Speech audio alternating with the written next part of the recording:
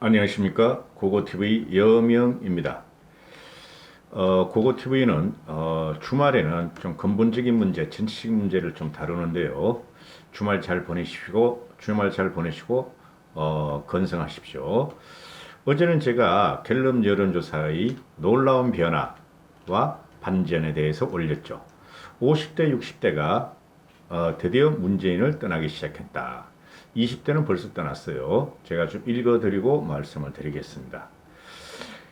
더불어민주당에 176석을 몰아준 뒤에 국민들은 쏘갔다. 전 세대가 정권의 위선에 배신감을 느끼고 있다. 서민들의 소박한 꿈은 산산조각이 났고 부동산 폭등 문제와 박 시장 사건에 겹쳐서 민정수석의 무게가 강남 집 한 채에 왔다 갔다 하는 이런 형편없는 나라가 되고 있다. 그런데 이런 것이 실패의 후과는 모두 국민의 몫으로 남고 있다 하는 건데요. 야바이 국정이다. 문재인은 야바이 국정이고 실체가 드러났다 하고 제가 제목을 올렸죠. 요새 아이들은 야바이가 뭔지 잘 모를 거예요. 그 시장 바닥이나 길거리 가다 보면은 과거에 주사위 한 개를 놓고 컵 세 개를 갖고 막 이리저리 옮겨가지고 돈 넣고 돈 먹게 한 게 야바이죠. 근데 그 컵이 어느 곳에 얼마가 있는지 아무리 봐도 그게 되질 않아요. 일반 시민들이 가다가 여기 하고 질렀는데 항상 돈만 뺏겨요. 왜 그러죠? 그거는 애초에 야바이꾼이죠. 그 주사위 하나에 컵 세 개를 갖고 막 옮기는데 바람 잡는 야바이꾼들이 주위에서 다 조작을 한다는 거죠. 그죠? 그래서 이런 것 같은 경우도 지금 문재인이가 하는 걸 보면 딱 야바이꾼들이 하는 것 생각이 든다. 이런 거죠. 야바이꾼이에요. 솔직히 말해서. 제가 주로 하는 말은 문재인 정권은 양아치 정권이고 양아치들이다 하고 항상 말씀을 드리죠. 양아치야 이것들은. 국정을 잘하라고 유례없이 국민들은 176석이나 거대 의석을 몰아줬는데 그 뒤로 들리는 소리들은 국민들 가가 호호에서 쏘갔다 하는 얘기뿐이다.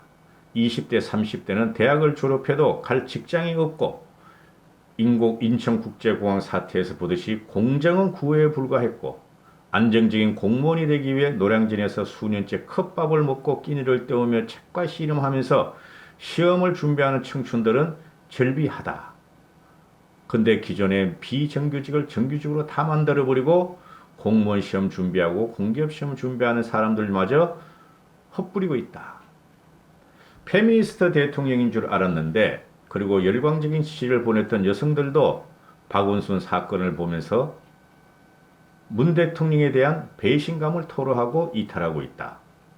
장자연 김학의 사건 때에는 공소시효가 지난 사건이라도 진실을 규명해야 한다며 특별 지시를 내렸던 문재인은 친구 박원순이의 추문에 대해서는 아예 입을 닫아버렸다. 여성운동의 데모를 자처하며 여성운동의 데모를 자처하며 사건이 있을 때마다 앞다퉈 얼굴을 내밀다 국회에 진출했던 이 여성운동과 더블당 여성운동들은 피해 다니고 도망 다니기 바쁘다. 위선의 극치다. 서울시 공무원들은 이 고소인의 말을 철저히 무시했으며 예뻐서 그런 거다. 예뻐서 참아라. 수발을 들어라. 그러면 30년이 편해질 것이다. 30년일 박원순이가 너를 편애할 것이다. 그리고 서울시 담당 공무원들과 이 더불어민주당 지지자들이면서 권력을 탈취한 것들은 이 고소인의 SOS를 무시하고 2차 가해를 가하고 있다. 결혼해서 가정을 꾸리고 아기와 함께 살 보금자리를 마련하거나 집을 늘려 가려던 꿈에 부풀어 있던 30, 40대는 하룻밤만 지고 나면 억억 하는 소리에 우울증에 걸릴 지경이다. 나보다 우리 아이들이 어떤 세상을 살아갈지가 더 걱정이 된 상태고 소주만 들이마시고 담배만 피고 있다. 이제 은퇴할 때가 됐거나 이미 뒷방 신세가 된 5, 60대는 50대, 60대는 수입은 없고 재산이라고는 집 한 채뿐인데 투기권 취급받고 세금 폭탄을 감당할 생각을 하니 속이 열불이 터진다. 그래서 오늘 7월 25일 날 이런 사람들이 다시 광화문에서 촛불을 켠다고 한다. 불과 3개월 전인 4.15 총선 때만 해도 여당이 더 믿음직스럽고 미래통합당은 안돼하고 더블당에 표를 줬던 이들이 왜 이렇게 변했을까? 야바이 판에 속은 것이나 다름없다는 것을 이제야 느낀 것이 아닐까? 애초 문재인의 실력이 이 정도였는데 코로나19 국면과 재난기금 등에 가려져 실체가 흐려졌기 때문이다. 이제야 문재인 정권의 진짜 실력이 실체를 드러내는 것뿐이다. 부동산 사태가 대표적이다. 경실련이 서울 지역의 25평 아파트 가격 상승을 역대 정권별로 분석한 것에 따르면 노무현 정권 때 30번이나 정책을 발표했음에도 가격 오르는 노무현 때 3억 7천만 원, 정가율은 94%고 그런데 노무현은 국민에게 미안하다 하면서 사과라도 했는데 문재인은 3년 동안 집값을 4억 5천만이나 올렸고 정가율도 53%에 달했음에도 불구하고 3년입니다. 한 푼도 쓰지 않고 매년 5천만 원씩 9년을 모아야 인상분을 채울 수 있다. 그럼에도 불구하고 서민의 꿈과 국민의 꿈을 뺏어간 문재인은 한마디의 사과도 없다. 그린벨트 해제를 놓고 당정청 고위 인사들이 중구난방 한마디씩 거드는 것을 보면 확실히 레임덕이 오긴 온 모양이다. 그냥 막 던져. 그린벨트 풀겠다. 태릉에 그 골프장 풀겠다. 이제는 안양 서울 구치소 감옥소도 풀겠다. 또 용산 기지창도 풀겠다. 임대주택을 재건축해서 50층까지 올리겠다. 그냥 막 던져. 더불민주당이 세종시 천도론을 들고 나오니까 이번엔 세종시 아파트값이 하루아침에 1억, 2억, 3억씩 오른다. 집값 올리는 기술은 가히 K집값이라고 불러야 할 판이다. 인사 문제도 강남에 집이 2채인데도 처분하지 않은 김조원 민정수석을 교체한다는 얘기가 나오다가 집을 한 채 팔겠다고 하니 유임시킨다고 한다. 민정수석이란 자리가 강남 아파트 한 채 정도 무게밖에 안 된다는 건가? 부동산 정책을 22번이나 발표했는데도 한 번도 성공하지 못한 국토부 장관은 금융 국토부 장관이 있고 이것은 내 잘못이 아니고 문재인 정권의 잘못이 아니고 세계에서 우리를 이렇게 유동성과 세계 저금리가 이 나라의 부동산 값을 폭등시켰고 박근혜 정권 때 규제를 푸는 탓이다 하고 돌려버린다. 금융부동산 논리라는 희한한 궤변을 늘어놓고 국회의원 질문에는 그래서 어쨌다는 겁니까? 하고 고함치는 법무부 장관은 놀랍지도 않다. 그래서 어쨌다는 겁니까? 하면서 윤석열 검찰총장으로 하여금 투기 세력을 잡아들으라고 명령한 이 추미애를 보면서 놀랍지도 않다. 차기 대선 주자라고 하는 인사는 불과 이틀 전에 이재명을 말하는 거죠. 이재명은 불과 이틀 전에 자신의 입으로 내년 4.7 서울 부산 보궐선거에 당헌에 따라 후보를 내면 안 된다고 해놓고 이해찬이가 한마디 하자 주장이 아닌 의견이었다는 해괴한 논리를 펴고 있다. 이것들은 말을 바꿔도 부끄러운 줄 모른다. 실로 조국류의 군상 아닌가? 조국류의 군상 아닌가? 문재인류의 군상 아닌가? 5년이 지나가면 정권이 교체되고 주역들은 무대에서 사라지겠지만은 한 번도 경험해보지 못한 부채와 실패의 상처, 쓰레기는 모든 국민의 몫이라는 것이 안타깝고 참담할 뿐이다.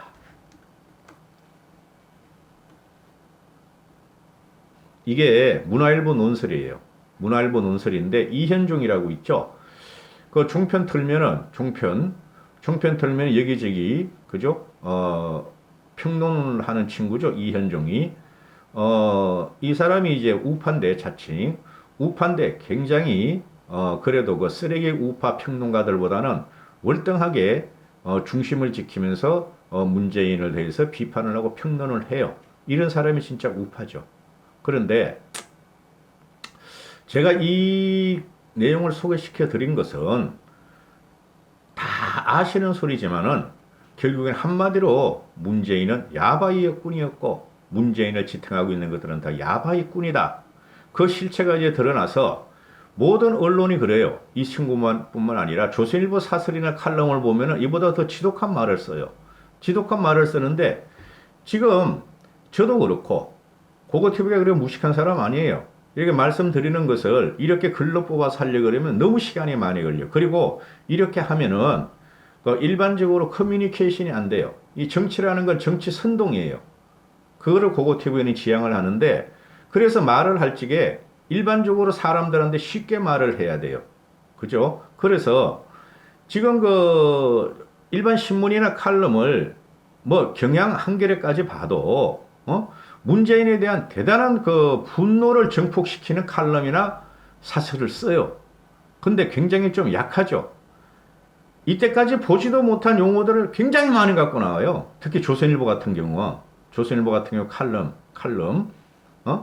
그런데 경향신문도 그래요. 그건 대구 매일신문 보면은 진짜 그런 게 많이 나와요. 그런데 이 정권은 아무리 우리 쪽에서 비판을 하고 비난을 해도 눈 하나 깜짝하지 않고 야바이꾼 같이 말이죠. 끝까지 속이고 있어요. 끝까지.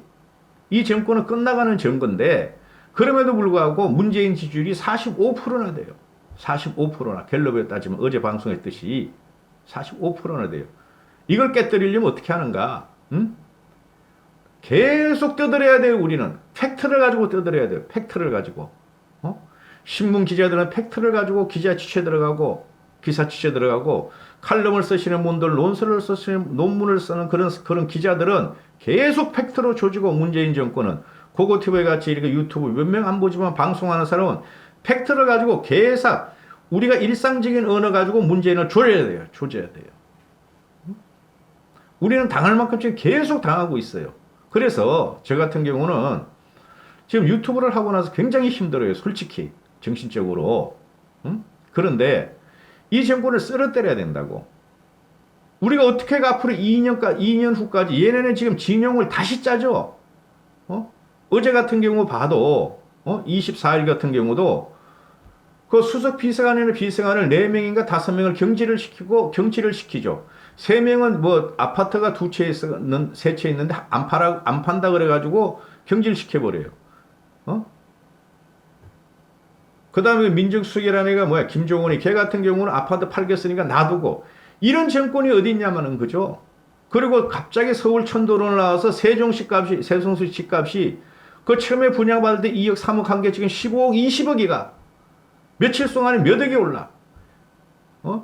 이런 거지 같은 정권이 어디 있냐 이거지. 이런 식으로 국민을 갖다가 편을 가르고 국민을 갖다가 공무원들의 카르텔을 형성해가지고 정권을 지탱하려고 그러고 집 없는 자를 그리고 가난한 자를 갖다가 돈을 뿌려가면서 당층권을 줘가면서 정권을 지탱하려는 이런 나라는 말이죠. 이거 빨리 없애야 돼요. 빨리 없애야 돼요. 이런 정권은. 우리는 계속 짓밟히고 이렇게 우리의 피를 토하는 식으로 함성을 외쳐가야 돼요. 우리는. 그러면 언젠가는 문재인 정권이 우리를 쏘겠다. 문재인이가 우리를 쏘겠다. 지금 야바이꾼이고 양아치다 할 적에 젊은 애들이 튀어나옵니다. 안 튀어나오면 할 수 없고 안 튀어나와도 그 친구들은 결국은 20대는 거의 다 돌아섰다고 보시면 돼요. 걔네들이 폭풍전야같이 지금 이 울분을 담고 있다고. 이 정치라는 것은 말이죠. 제가 리더는 아니죠. 저는 일반 시민에 불과하기 때문에 정치 선동이라는 것은 일반 시민이나 국민들의 분노를 일으키는 거예요. 분노를. 그럴 적에 거짓말에 들어가면 안 되는 거예요. 사기 쓰레기 우파 유튜버들 같이. 거짓말을 하면 안 되는 거예요. 이 정권은 무너지고 있습니다. 지금 여러분. 감사합니다. 고고TV 여명입니다.